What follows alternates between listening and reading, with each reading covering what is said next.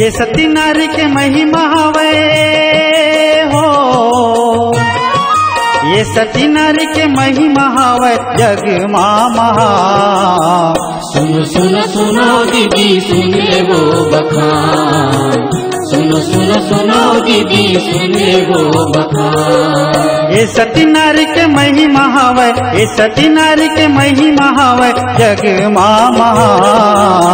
सुनो सुनो सुनो दीदी सुन ले वो बखान, सुनो सुनो सुनो दीदी सुन ले वो बखान। ये सती नारी के महिमा हवे,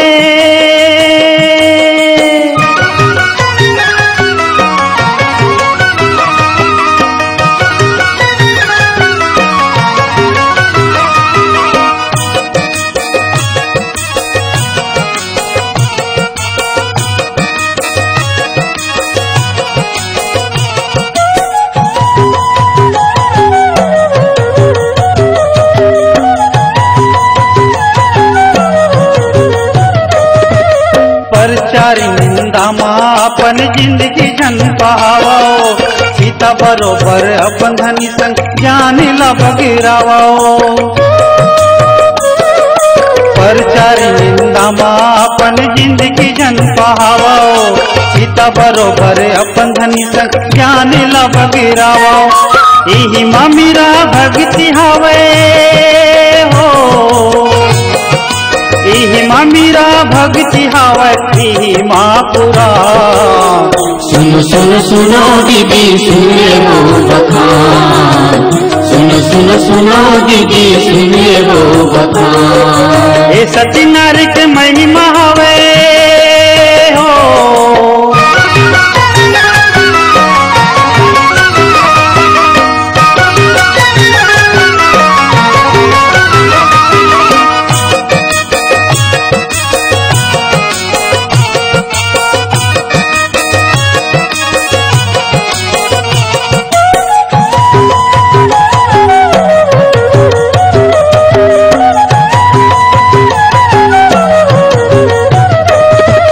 अनसुईया माता कसे अपन मनेला बनावाओ, पार्वती सुलोचन जैसे नावला जगाओ। अनसुईया माता कसे अपन मनेला बनावाओ, पार्वती सुलोचन जैसे नावला जगाओ। गीता रामायण बाँच के दीदी हो,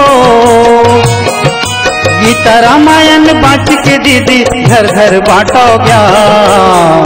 सुनो सुनो सुनो दीदी सुन ले वो बखान, सुनो सुनो सुनो दीदी सुन ले वो बखान। ये सती नारी के महिमा हवे हो,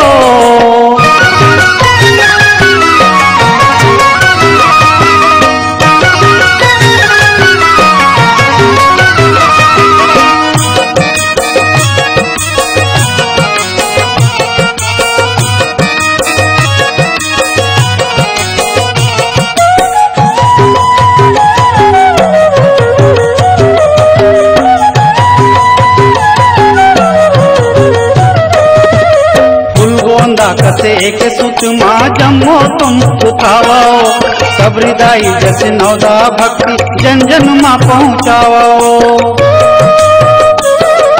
फुलगोंदा कसे एक सुत माँ जम्मो तुम उठाओ, सबरिदाई जस नौदा भक्ति जन जन माँ पहुँचाओ। सती नारी जस बांध के बाना हो, सती नारी जस बांध के बाना बनो तुम सुजाओ। सुनो सुनो सुनो दीदी सुन ले वो बखान, सुनो सुनो सुनो दीदी सुन ले वो बखान। ये सती नारी के महिमा हवे हो, ये सती नारी के महिमा हवे जग माँ महा। सुनो सुनो सुनो दीदी सुन ले वो बखान, सुनो सुनो सुनो दीदी सुन ले वो बखान, सुनो सुनो सुनो दीदी सुन ले वो बखान।